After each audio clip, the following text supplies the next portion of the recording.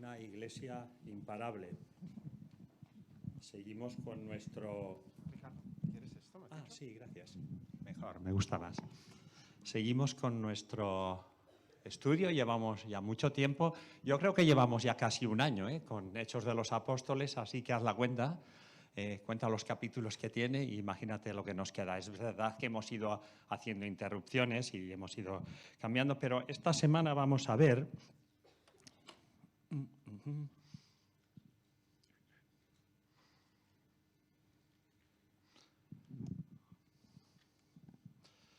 Vamos a ver la iglesia de Antioquía. Si queréis ir buscando en el capítulo 13 del libro de los Hechos, ahora lo leeremos. Y es una iglesia en modo misión. Y lo que vamos a ver ahora, y no es una exageración, es como a través de una decisión de una sola iglesia, Dios usó a esta iglesia para transformar el mundo entero. Así que yo te invito a que ahora, cuando leeremos este texto, pienses en nosotros, en nuestra iglesia, y en qué manera nosotros también podemos transformar nuestra sociedad, y pienses también en tu vida y en qué manera tu vida refleja los valores o actitudes de la iglesia de Antioquía. Así que, si me queréis acompañar, leeremos Hechos capítulo 13, desde el versículo 1 hasta el 12. ¿Vale? Dice así: había entonces en la iglesia que estaba en Antioquía profetas, maestros, Bernabé, Simón el que se llamaba Níger, Lucio de Cirene, Manaén, el que se había criado junto con Herodes el tetrarca, y Saulo. Ministrando estos al Señor y ayunando, dijo el Espíritu Santo: apartadme a Bernabé y a Saulo para la obra a la que los he llamado. Entonces, habiendo ayunado y orado, les impusieron las manos y los despidieron. Ellos entonces, enviados por el Espíritu Santo, descendieron a Seleucia y de allí navegaron a Chipre. Y llegados a Salamina, anunciaban la palabra de Dios en las sinagogas de los judíos. Tenían también a Juan de ayudante, y habiendo atravesado toda la isla hasta Pafos, hallaron a cierto mago, falso profeta, judío, llamado Barjesús, que estaba con el procónsul Sergio Paulo, varón prudente. Este, llamando a Bernabé y a Saulo, deseaba oír la palabra de Dios, pero le resistía Elimas, el mago, pues así se traduce su nombre, pero procurando apartar de la fe al procónsul. Entonces Saulo, que también es Pablo, lleno del Espíritu Santo y fijando en él los ojos, dijo: oh, lleno de todo engaño y de toda maldad, hijo del diablo, enemigo de toda justicia, ¿no cesarás de trastornar los caminos rectos del Señor? Ahora pues, he aquí, la mano del Señor está contra ti, y serás ciego y no verás el sol por algún tiempo. E inmediatamente cayeron sobre él oscuridad y tinieblas, y andando alrededor buscaba quien le condujese de la mano. Entonces el procónsul, viendo lo que había sucedido, creyó maravillado de la doctrina del Señor. Quiero que veamos en esta mañana algunos aspectos de lo que es una iglesia en modo misión y algunas cosas que podemos recordar sobre la misión. La primera, y es bastante obvia, y aquí queda bastante reflejada, es que la misión siempre avanza por la iniciativa de Dios, nunca por la estrategia de los hombres. Y lo que vamos a ver a partir de ahora, en el libro de los Hechos hay un giro de guión, ¿vale? Hasta el capítulo 12 ha habido un protagonista principal, evidentemente es el Espíritu Santo, pero sí ha habido un protagonista principal, es el apóstol Pedro. ¿Vale? El apóstol Pedro ha predicado grandes sermones, se han convertido miles de personas, ha estado en la cárcel varias veces, ha salido de la cárcel, ha sanado personas. Incluso hay un versículo que dice que la gente anhelaba que la sombra de Pedro pasara por su lado, porque así serían sanos. Así que este era el protagonista, pero ahora va a virar el foco y a partir del capítulo 13 va a ser Pablo el protagonista principal. ¿Y qué decir la iglesia? Los 12 primeros capítulos hay una iglesia predominante, que es la iglesia de Jerusalén, pero a partir del capítulo 13, esa predominancia, ese protagonismo va a caer ya en la iglesia de Antioquía. Y yo pregunto, ¿qué es lo que ha hecho la iglesia de Antioquía para coger ese papel predominante? ¿Qué es lo que ha hecho? No ha hecho absolutamente nada, porque es Dios el que inicia la obra. Dice el versículo 2, ministrando al Señor y ayunando, dijo el Espíritu Santo: apartadme a Bernabé y a Saulo para la obra que los he llamado. Así que es, evidentemente, Es el Espíritu Santo el que inicia esta obra. No hay un plan, no se han reunido para decir qué van a hacer, sino que es el Espíritu Santo el que está hablando, y siempre que Dios habla, ocurren cosas desde la creación del mundo, porque la obra del avance del Evangelio es una iniciativa de Dios en el tiempo de Dios y con las personas de Dios. Y me encanta porque el Espíritu Santo, cuando habla, lo hace de una manera inequívoca. Aquí dice, quiero 2 hombres, y esos 2 hombres son Bernabé y Saulo. Es decir, no hay lugar a interpretación ni a elucubraciones, son ellos y punto. Pero si quieres ver la mano de Dios obrando, es muy, muy interesante, porque ¿para qué dice que hay que apartar a Bernabé y Saulo? Dice, para la obra a lo que los llamaré, no, a la obra a la que los he llamado. ¿Te das cuenta? Dios, por un lado, está llamando a Pablo y a Bernabé, y por otro lado está llamando a la iglesia. Y es muy fuerte porque esto lo vemos muchísimas veces en el libro de los Hechos. ¿Recordáis? Pedro recibe una visión, Cornelio recibe otra visión, ¿vale? Pedro sale de la cárcel y justo en ese momento la iglesia está orando, justo en ese momento Felipe recibe una visión de ir al desierto y justo en ese momento el etíope está en un carro leyendo el profeta Isaías. Es que Dios soberano tiene el control de las cosas y siempre es Él el que hace la obra. Y lo que podría parecer, si tú lees el capítulo 11 de Hechos, es donde vemos que nace la iglesia de Antioquía, y podría parecer que ha nacido por casualidad, ¿vale? Porque unos creyentes salen escapándose de Jerusalén, llegan a Antioquía, empiezan a predicar el Evangelio y ¡pum!, como una seta, un bullet, ha nacido la iglesia de Antioquía. Pero nosotros sabemos, porque Dios es soberano, que en la mente de Dios, desde antes de que se fundara el mundo, ya estaba la iglesia de Antioquía. ¿Y por qué sabes esto? Cuando Dios llama a Abraham y le dice, en tu simiente voy a bendecir a todas las naciones de la tierra a través de la simiente tuya de David, que nacerá Jesús, y Jesús será la bendición a todas las naciones de la tierra, en ese momento Dios en su mente tiene a la iglesia de Antioquía, porque la iglesia de Antioquía va a ser el elemento, la lanzadera que Dios va a usar para llevar el Evangelio a todas las naciones, y por eso, por Antioquía, es que hoy estamos nosotros aquí. Y es increíble que Dios haga eso con una sola iglesia. Así que la pregunta es, ¿quién sabe lo que Dios puede hacer con una sola persona?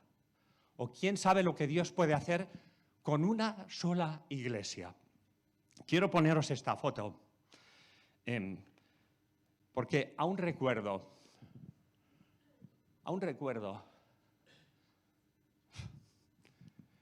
es que me estaba acordando del día que esta iglesia encomendó a Óscar y a su familia para salir a Asia del Sur, a llevar el Evangelio a lugares donde no ha llegado.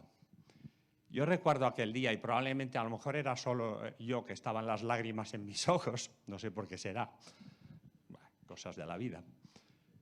Esa sensación agridulce en aquel momento, ¿y quién nos iba a decir lo que Dios estaba iniciando en aquel momento? Esta es una de las primeras iglesias que ha sido plantada por la labor misionera de Óscar. Nosotros la hemos visto prácticamente nacer. La última vez que estuvimos allí, es interesante porque ellos han decidido, ha venido a mi mente porque ellos, ¿sabes cómo han decidido? Que se llaman Iglesia de Antioquía. Recibieron este texto y dijeron, nosotros queremos ser igual. La última vez que estuvimos allí, pues ahora ya es una habitación de no más de 10 metros cuadrados. Ahí donde no lo veis hay una cama y ahí duerme, el que duerme pues se sientan por el suelo y ahí se encuentran y son ya 22, 25 personas que se están encontrando. Y he puesto esta foto porque esta foto ellos la han enmarcado y nos la han regalado a nosotros. Si queréis luego fuera a la salida a mano izquierda la he puesto ahí para que la veáis, porque este es un regalo de esa iglesia para la nuestra. ¿Y por qué nos la han regalado? Porque ellos entienden que ellos son una iglesia que ha nacido de la nuestra. Así que no sabíamos lo que Dios iba a hacer y esta es una, pero no la única, de las iglesias que en Asia del Sur, esta iglesia de Trébol, está plantando. ¿Y qué hemos hecho nosotros? Nada. No hemos hecho absolutamente nada. ¿Y cómo puedes explicar lo que está ocurriendo allí? Que Dios a miles de kilómetros de aquí y en medio de una oposición terrible, Dios está salvando personas, están naciendo iglesias que permanecen firmes al Señor. Y cuando ves esto, lo único que puedes hacer es encogerte de hombros y decir, Señor, tú lo has hecho porque nosotros no hemos hecho absolutamente nada. Y este es el proceso que vamos a ver en la iglesia de Antioquía, la del primer siglo, no esta. Hoy, en los capítulos 13 y 14, se inicia un viaje misionero que cuando acaben, Pablo y Bernabé habrán plantado iglesias por todas partes, iglesias que permanecen firmes, que tienen ancianos, y dices, cuando miras eso, la pregunta que te haces es, ¿quién hizo eso? Y yo te invito a que respondas esa pregunta y pienses en 3 capas. ¿Quién hizo eso? Evidentemente, en una primera capa, Pablo, Bernabé y su equipo son los que plantaron las iglesias. Pero en una segunda capa, la iglesia de Antioquía, por el hecho de enviar a esos misioneros, plantó esas iglesias. Pero en una tercera capa, mucho más profunda, dijo el Espíritu Santo. Dios es el que hace la obra. Ahora yo te pregunto si puedes ver esas mismas 3 capas cuando ves esta foto. En una primera capa puedes ver a Óscar, bueno, está ahí, lo podemos ver.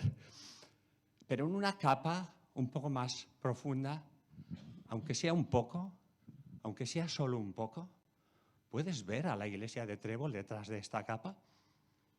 Pero en una capa mucho más profunda, ¿puedes ver a Dios detrás de todo esto? Porque el Evangelio siempre es una iniciativa de Dios. Y yo te invito a que mires esas 3 capas en tu propia vida, ¿vale? Acuérdate del día que Jesús te alcanzó. Probablemente dices, yo ese día entregué mi vida a Cristo, me arrepentí de mi pecado, yo lo hice. Pero puedes ver en una segunda capa quizá personas que te hablaron del Evangelio y puedes ver en otra capa más atrás probablemente una iglesia que estaba orando por ti y puedes ver en una capa mucho más profunda que Dios te estaba buscando porque es Dios el que busca a las personas. Así que si estás hoy aquí y tú no eres un hijo de Dios, puedes estar seguro que probablemente has venido porque te ha apetecido o en una segunda capa porque alguien te ha invitado, pero en una capa más profunda Dios te está buscando. Porque siempre es la iniciativa de Dios y no la iniciativa de las personas. Por eso, cuando yo miro a esta iglesia, son tantas cosas inexplicables que hemos vivido, que lo único que podemos hacer es encogernos de hombro y decir, fuiste tú, siempre has sido tú, siempre serás tú, porque siempre es Dios. Y mi oración y la oración de los ancianos de esta iglesia es que Dios nos haga más parecidos a Antioquía, que Dios levante personas que quieran ser enviadas como misioneros a otros lugares del mundo o a otros lugares de Cataluña o a cualquier lugar donde el Evangelio no esté, con un solo propósito, plantar iglesias que permanezcan firmes y adoren al Señor. Así que Dios es el que toma la iniciativa. En segundo lugar, lo que vemos también a través de la iglesia de Antioquía es un ejemplo y vemos que la misión siempre nace de vidas e iglesias cautivadas por la presencia de Dios. ¿Qué estaba haciendo la iglesia de Antioquía cuando el Espíritu Santo habló? Dice que estaban ministrando al Señor y ayunando. Y si tú tienes otra traducción de la Biblia, que en el original probablemente será más fiel, si tienes la nueva versión internacional o alguna de ellas, verás que se traduce como que estaban participando juntos del culto al Señor y estaban ayunando. Y el ayuno es para buscar a Dios. El ayuno es para centrar tu vida en Dios, para humillarte ante Dios, para reconocer que Dios es toda tu necesidad y en medio de las necesidades vitales de tu vida estás pensando, no, Señor, tú eres mucho más lo que necesito. Así que ellos estaban buscando la presencia de Dios. Y esa es la plataforma de lanzamiento de la misión, es contemplar al Dios de toda la gloria. Y la pregunta que yo te lanzo a ti, me lanzo a mí, ¿qué es lo que te moviliza? ¿Qué es lo que nos moviliza? Muchas veces nos moviliza para la misión el saber que las personas están perdidas sin Cristo, o nos moviliza para la misión el saber que es un mandato, bien, está súper bien, con eso debería ser suficiente. Pero muchas veces nos moviliza la misión cuando vemos que las circunstancias acompañan, cuando vemos que montamos una reunión adecuada, cuando vemos que tenemos los medios adecuados y cuando contemplamos las circunstancias decimos, venga ya, vamos adelante. Pero sospecho que Dios quiere una iglesia que se moviliza no cuando mira las circunstancias, sino cuando mira a Dios. Porque su gloria es la que nos cautiva, porque su gloria nos sorprende, porque su gloria nos quebranta y porque su gloria es lo único que nos moviliza. Cuando entiendes que tu necesidad más grande en la iglesia no es más asistentes, ni más niños, ni más jóvenes, ni más medios, sino que tu necesidad más grande es Cristo mismo. Y una iglesia que está apasionada por la gloria de Dios siempre estará apasionada por extender el Evangelio. Hoy hemos estado adorando a Dios. Probablemente hemos tenido un encuentro bastante parecido al que tuvieron ellos. Y hemos estado adorando a Dios porque Él ha hecho la paz con los pecadores por medio de la sangre de Jesucristo y deseamos que Él haga la paz con muchas más personas. Pero lo que deseamos profundamente, Salmo 67:3, dice el salmista, que todos los pueblos te alaben. Es por eso que llevamos el Evangelio, porque queremos que todos los pueblos alaben a Dios. Y mira, uno de los peligros que muchas veces cometemos es la desviación del centro del Evangelio. Muchas veces pensamos en un Evangelio que está más centrado en la necesidad del ser humano. Un evangelio que consiste en ver que el hombre y la mujer están perdidos sin Cristo. Y desde esa perspectiva, en vez de ser una iglesia cautivados por la presencia de Dios, somos una iglesia compadecidos por la condenación de las personas. Y no me malinterpretéis, no quiero decir ambas cosas tienen que ser un aliciente y probablemente es una moneda de dos caras, porque es bien cierto que el mundo está perdido sin Cristo y es bien cierto que cada día en este mundo nacen, viven y morirán personas que jamás nadie les ha oído hablar de Cristo, pero aún así el centro del Evangelio, el Evangelio es para la gloria de Cristo. Estaba leyendo esta semana, es increíble cómo la palabra de Dios, la misma se define como que es viva, pero ¿cuántas veces no hemos visto un texto que lo has leído un montón de veces y de repente ese día, ¡pum!, surge algo que nunca habías visto? Bien, esto es lo que me ha pasado a mí, evidentemente, con esto en mente de que el Evangelio es para la gloria de Dios, leo este texto en Juan, Juan lo escribe en Apocalipsis y dice así: vi volar por en medio del cielo a otro ángel que tenía el Evangelio eterno para predicarlo a los moradores de la tierra, a toda nación, tribu, lengua y pueblo, diciendo a gran voz: temed a Dios y dadle la gloria, porque la hora de su juicio ha llegado, y adorad a aquel que hizo el cielo y la tierra, el mar y las fuentes de las aguas. Y es muy interesante porque Juan aquí tiene una visión, ¿y qué es lo que Juan ve? Juan ve un ángel que tiene en sus manos el Evangelio. Ahora yo te pregunto, ¿en manos de quién está el Evangelio? Dices, bueno, en manos de la iglesia, claro. ¿Y quién es iglesia? Tú eres iglesia, yo soy iglesia, así que mira nuestras manos, tenemos que mirar nuestras manos, porque ahí en nuestras manos está el Evangelio. Lo que pasa es que a veces nos quema el Evangelio, no sabemos qué hacer con él. Pero ¿para qué ha puesto Dios en nuestras manos el Evangelio? ¿Qué dice que hace el ángel? Dice, para predicarlo a los moradores de la tierra. Y si por no quedara claro, dice toda nación, tribu, lengua y pueblo. Pero a donde yo quería llegar, ¿cuál es el contenido de ese Evangelio? ¿Qué es lo que dice el ángel a gran voz? Temed a Dios y dadle la gloria. ¡Wow! En eso consiste el Evangelio, en temer a Dios y en darle la gloria, porque el Evangelio es para la gloria de Dios. Pero el concepto que yo nunca había pensado, perdonad, estoy un poco cascado, que nunca había pensado, ¿puedes ver ahí cuál es el adjetivo que se le pone al Evangelio? ¿Quién ve el adjetivo que se le pone al Evangelio? Eterno. ¿Habías pensado alguna vez que el Evangelio es eterno? ¿Y habías pensado en las implicaciones que tiene que el Evangelio sea eterno? Es que resulta que desde antes de que el mundo fuera creado, en la preexistencia de Dios, su Evangelio estaba con él. Y antes de que el ser humano cayera en el Edén con su pecado, ya existía el Evangelio. Pero es más, cuando estemos en la presencia de Dios y estemos adorándole en la presencia de Dios, seguiremos proclamando el Evangelio. Y dices, un momento, en el cielo no habrá pecadores a los que proclamarle el Evangelio, pero proclamaremos el Evangelio para la gloria de Dios, que es lo que dice en Apocalipsis 5, que están cantando cuando dice: tú fuiste inmolado y con tu sangre nos has redimido para Dios. Dime si eso no es el Evangelio, porque el Evangelio es principalmente para la gloria de Dios.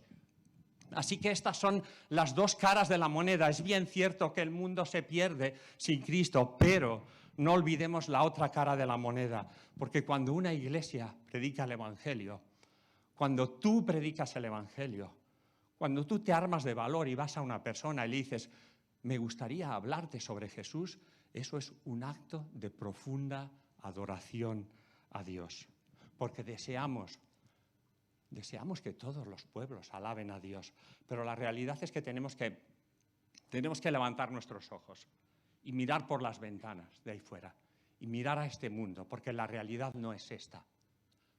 La realidad es que el mundo no está adorando a Dios y que hay miles y miles, millones de personas. Gianluca, te quiero mucho.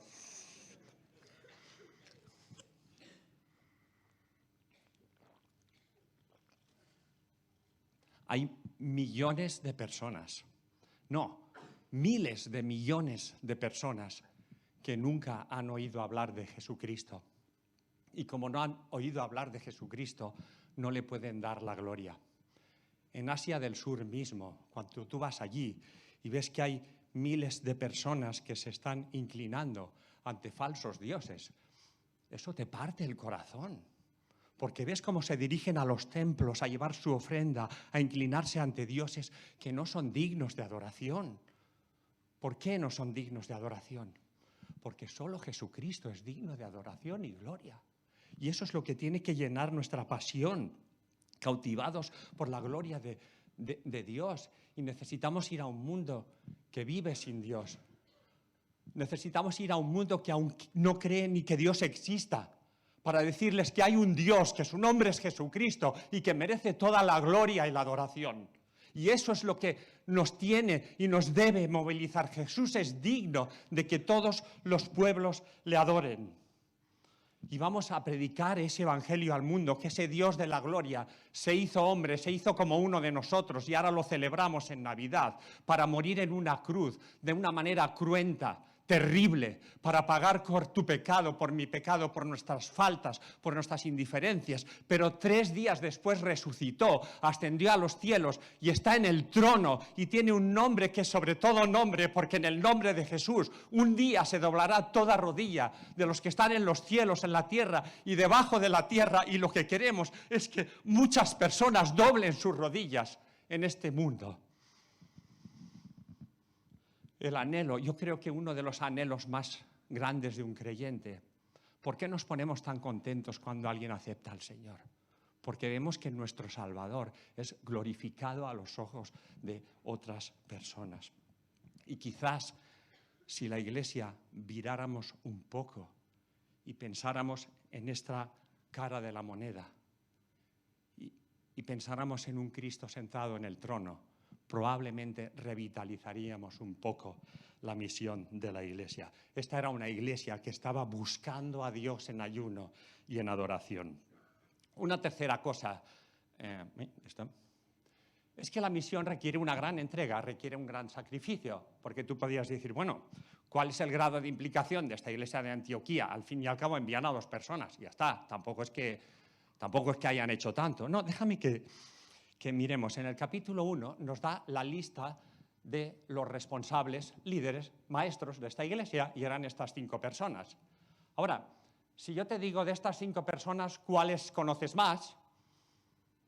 No sé, si yo te digo, una pregunta, sé sincero. Si yo hubiera empezado hoy el encuentro, antes de poner ni el texto de Hechos 13, yo hago una pregunta y te digo, ¿quién era Manaén? Probablemente alguno me habría dicho, ¿esto es una tribu de Israel o algo así?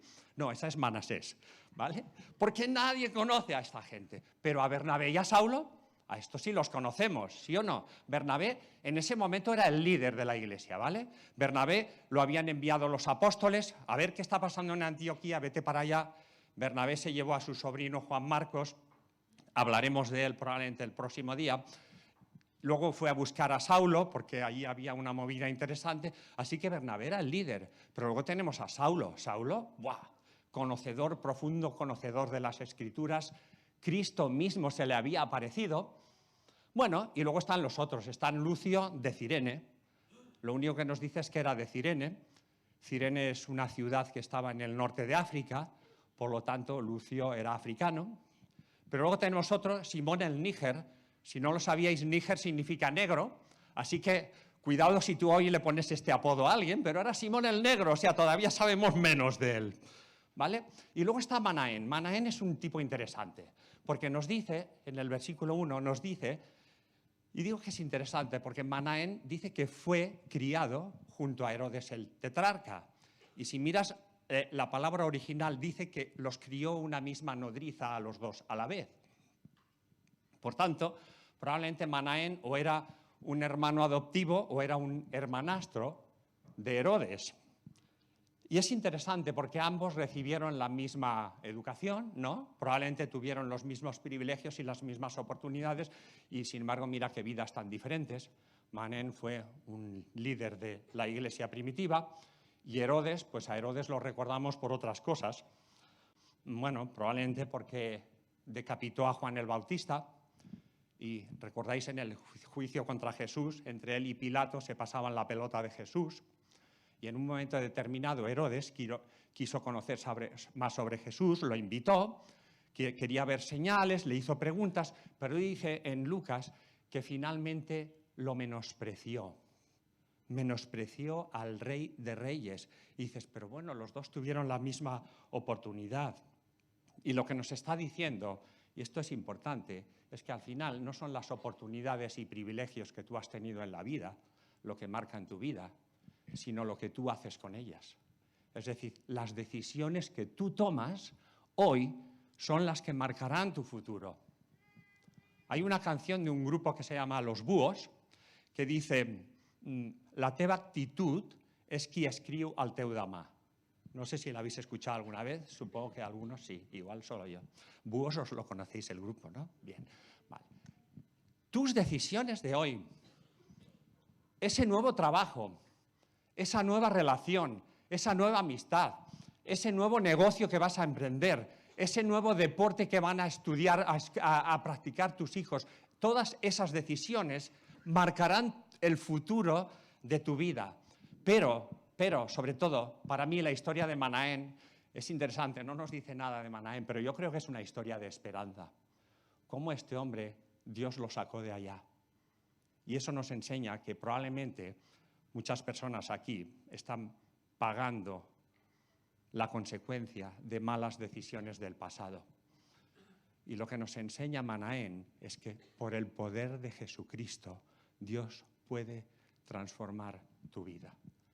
Que no importa cuál ha sido tu pasado, que no importa cuál han sido tus decisiones, que Dios tiene planes para tu vida. Así que, si estás aquí en esta mañana y quizá no eres un hijo de Dios, yo quiero hacerte una pregunta. ¿Quién eres tú? ¿Quién eres? ¿Eres Manaén o eres Herodes? Y tú dirás, bueno, perdona, Herodes es muy heavy, a mí no me conforme, yo no soy un Herodes. Mira, tienes que saber una cosa. Todos los que estamos aquí tenemos algo en común. Y no es que somos gente maja, ¿eh? No somos tan majos. Pero tenemos algo en común. Todos hemos vivido enemistados con Dios.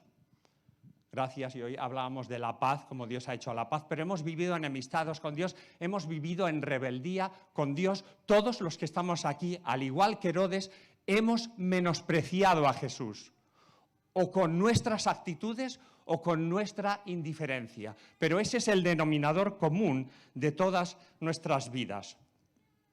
Así que no tengas miedo de identificarte con Herodes, porque quizá si hoy tienes la valentía para identificarte con Herodes y para reconocer que tú has menospreciado a Jesús con tus actitudes o con tu indiferencia, y tienes la valentía de ir a Jesús en arrepentimiento y caer de rodillas a sus pies, tú puedes ser un Manaén y por el poder de Jesucristo tu vida puede ser transformada y puede ser salvada. Y esa es la invitación de Manaén.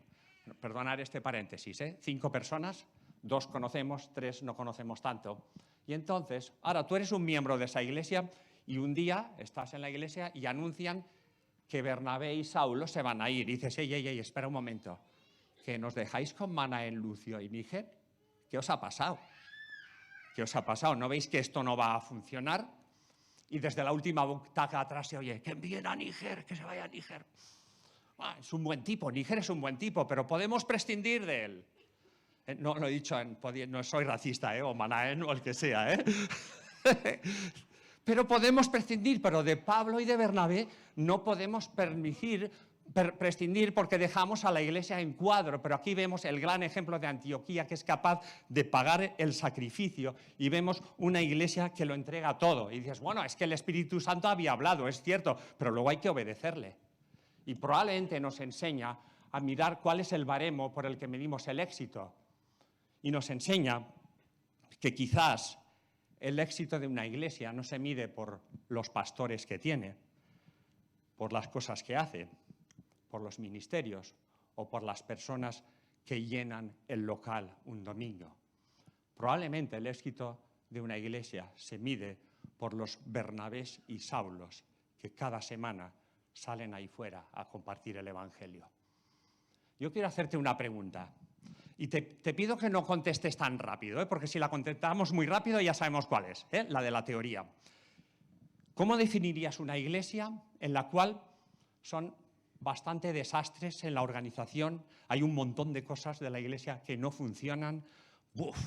Hay muchas cosas que no funcionan, pero el 100% de sus miembros cada semana salen ahí fuera y el 100% de los miembros están predicando el Evangelio cada semana, aunque luego hay un montón de cosas que no funcionan.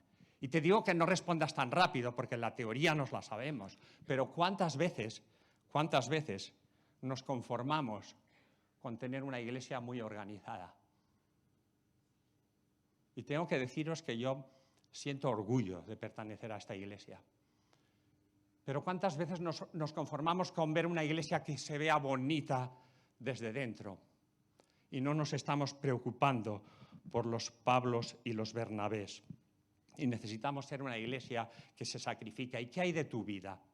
¿Qué es lo que tú estás dispuesto a sacrificar por la misión?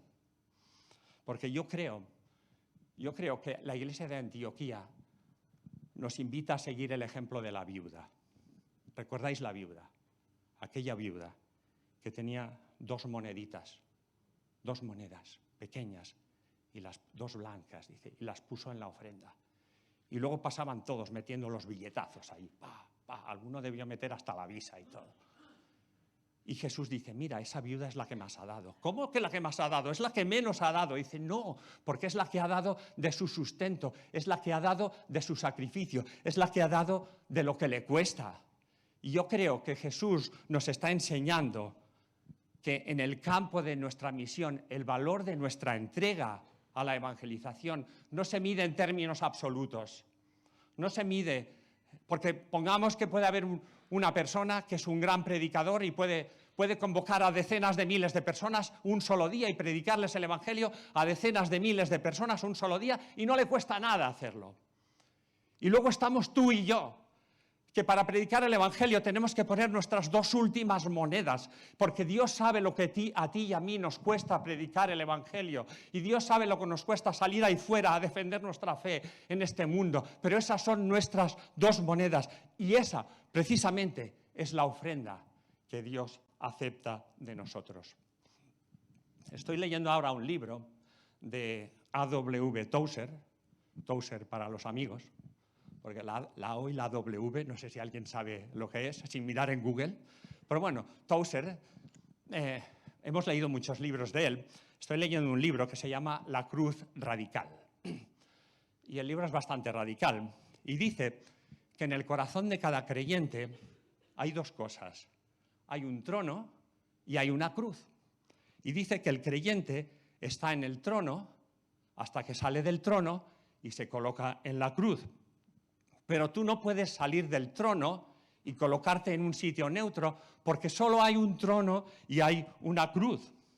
Y mientras el creyente rechaza ir a la cruz, es que continúa en el trono.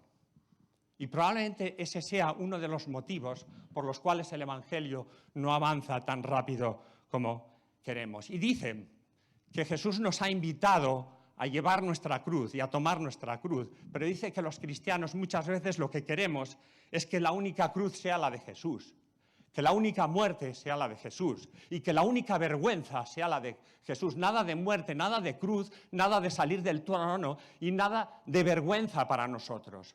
Y entonces dice, y cito literalmente, seguimos permaneciendo en nuestro trono como reyes en el pequeño mundo de nuestra alma.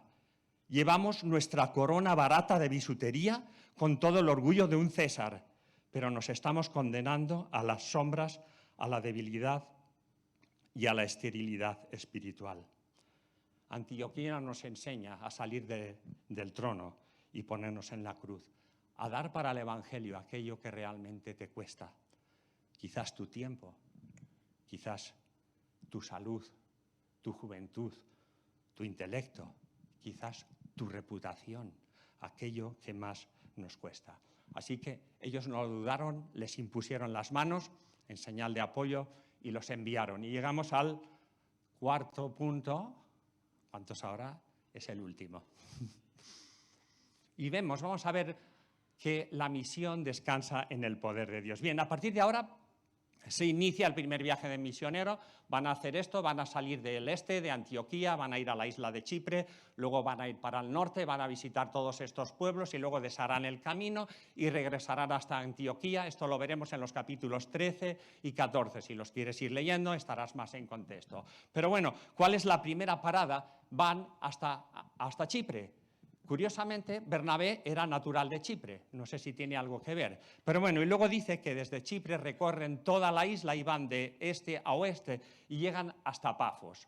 Y en Pafos aquí hay dos noticias, una buena y una mala. ¿Cuál quieres que te cuente la primera? ¿La buena? Venga, la buena primero. Menos mal, si hubieras dicho la mala te hubiera dicho que no, que la buena primero. Pero gracias, no estábamos de acuerdo. La buena es que tienen la posibilidad de encontrarse con el procónsul de la isla. El procónsul el gobernador era el máximo mandatario de la isla. La mala noticia es que ese procónsul tiene un amigo que es un brujo, que hace artes oscuras y que va a intentar oponerse al Evangelio con todas sus fuerzas.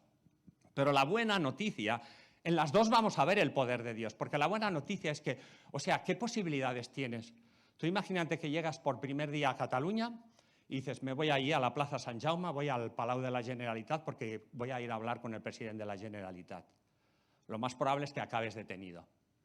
No tienes ninguna posibilidad. ¿Qué posibilidad había de que el procónsul de la isla quisiera aceptarlos? Pero es más, si quieres ver el poder de Dios, lo que es increíble es que dice el versículo 7 que fue el procónsul el que los llamó a ellos. Pero si quieres más, mira para lo que los llamó. Versículos 6 y 7 dice, y habiendo atravesado toda la isla hasta Pafos, hallaron a cierto mago, falso profeta judío llamado Barjesús, que estaba con el procónsul Sergio Paulo, varón prudente. Llamando a Bernabé y a Saulo, deseaba oír la palabra de Dios. ¡Wow! Pero ¿cuántas veces hemos visto esto ya en 13 capítulos. Personas temerosas de Dios, personas que desean oír la palabra de Dios. Lo hemos visto un montón de veces ya, o sea, no es una excepción ya, ¿eh? Y vemos cómo el poder de Dios y la soberanía de Dios actuando coge a Bernabé y a Saulo, los envía directamente a Chipre y simultáneamente ha puesto en Sergio Paulo el deseo de oír la palabra de Dios.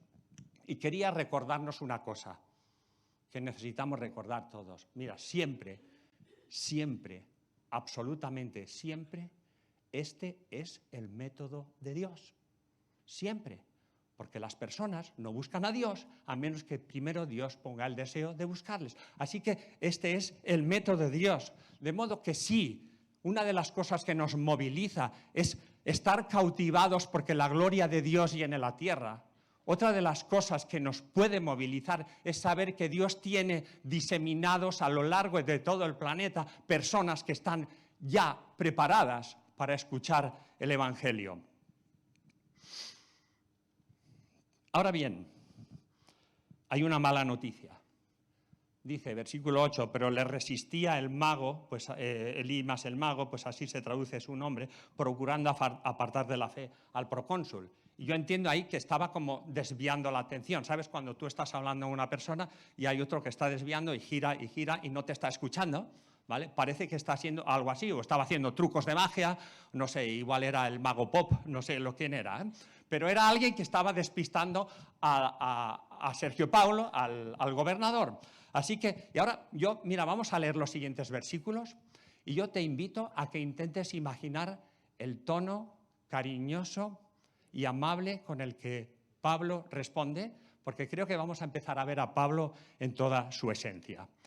Entonces Saulo, que también es Pablo, no es que Dios le cambiara el nombre, ¿eh? A veces no le cambió, no, Saulo era el nombre hebreo y Paulo era el nombre romano que adquirió porque él iba a dedicarse a los gentiles. Dice, lleno del Espíritu Santo y fijando en él los ojos, dijo, y ahí está el tono cariñoso, ¿eh? Oh, lleno de todo engaño y de toda maldad, hijo del diablo, enemigo de toda justicia, ¿no cesarás de trastornar los caminos rectos del Señor? Ahí, delante de su amigo, Pablo, te estás jugando el cuello, que es amigo del gobernador. Y por si fuera poco, continúa y dice, ahora pues he aquí la mano del Señor está contra ti y serás ciego y no verás el sol por algún tiempo. E inmediatamente cayeron sobre él oscuridad y tinieblas y andaba alrededor buscando quien le condujese. Y yo me imagino la siguiente escena, disculpa, ¿por dónde íbamos? Es que me ha despistado un momento este hombre. No, ha sido algo muy heavy lo que ha pasado. Has insultado a ese amigo del gobernador y lo has dejado ciego. Pero ha sido el poder de Dios actuando. Ahora, yo creo que necesitamos ver en este mago, a veces podemos ver, venga, es como un personaje de un cuento, ¿no? No, este mago representa toda la adversidad que hay contra el Evangelio y necesitamos recordar que hay alguien que está decidido a intervenir para interrumpir el avance del Evangelio. ¿Y cuántas veces hemos visto repetirse ese mismo patrón? Hablas con alguien, le predicas el Evangelio, le regalas un Nuevo Testamento, un Evangelio, lo que sea, está muy interesado y la siguiente vez que lo ves, no quieres saber nada ya. Invitas a alguien a las charlas, ahora dentro de poco tendremos Conociendo a Jesús, te dice que va a venir, invitas a alguien a la iglesia, te dice que va a venir, pero pasa algo y no viene. Y es que el Evangelio siempre tiene la oposición y una iglesia que se tome en serio la predicación del Evangelio. Y yo creo que esta iglesia nos tomamos muy en serio la predicación del Evangelio y por eso siento orgullo de esta iglesia. Pero una iglesia que se toma en serio la gran comisión siempre va a enfrentar oposición y lucha en todos los frentes.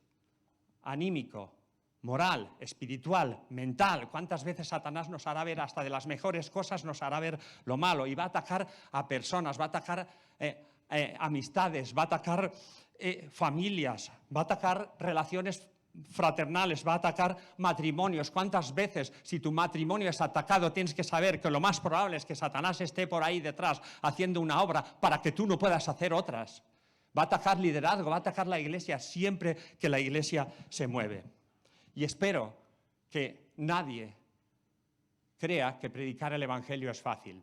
A veces, ¿no habéis oído alguna vez esto? Oh, ojalá fuera para mí tan fácil como lo es para ti. ¿Perdona? No es fácil absolutamente para nadie. Porque predicar el Evangelio significa dar nuestras dos últimas monedas. Porque significa salir del trono y ponernos en la cruz. Y la cruz duele. La cruz duele. Y predicar el Evangelio al final tiene que doler. Pero ¿sabes cuál es el engaño? El gran engaño de Satanás, que nos ha hecho creer que podemos predicar el Evangelio desde nuestro trono y con nuestra corona barata de bisutería. Entonces, cuando nosotros vemos que nuestro trono va a peligrar, entonces callamos. Y cuando tú y yo callamos, Satanás ha ganado una batalla. No ganará la guerra, pero ha ganado una batalla. Pero, y aquí hay un pero muy grande, aquí hay un pero en mayúsculas, Dios despliega todo su poder cuando una iglesia se pone en modo misión. Satanás despliega su poder, pero mayor es el que está con nosotros que el que está contra nosotros. Y mira cuál es el resultado. Me subyuga esto aquí. Dice, entonces el procónsul, viendo lo que había sucedido, creyó maravillado de la doctrina del Señor. O sea que tú has visto ese pedazo de milagro que ha ocurrido y te maravillas de la doctrina del Señor. Se maravilla de la palabra del Evangelio. Y es que en el Evangelio hay poder. Romanos 1, hay poder de Dios para salvación. Y finalmente, lo que asombra a este mundo es la palabra del Evangelio. El mundo puede ver señales, el mundo puede ver milagros, el mundo puede ver nuestro testimonio y el mundo puede ver buenas obras. Y estas cosas pueden ser una muy buena puerta de entrada. Pero lo que hace que las personas se rindan ante Jesús es la palabra del Evangelio, el amor de Dios derramado hacia nosotros, pecadores, que estábamos ofendiendo a Dios, que estábamos ignorando a Dios, y ese amor del Dios de toda la gloria que decide darlo todo por nosotros, y eso quebranta nuestras vidas, y yo entiendo que eso es lo que quebranta la vida de Sergio Paulo. Así que dice, no me hables de milagros cuando me estás hablando del amor de Dios que se derrama hacia mi vida. Y hoy en día hay muchas personas que van por ahí predicando un evangelio falso, un evangelio de te toco, has sanado y mira qué bien, Jesús está en ti. Ven a Jesús que te va a dar sanidad. No, espera un momento. ¿Cómo explicas que haya lugares del mundo en los cuales la gente se entrega a Cristo y no reciben nada material? Pierden su casa, pierden su trabajo, pierden su familia, los expulsan de sus pueblos. Acaban algunos en la cárcel y algunos muertos.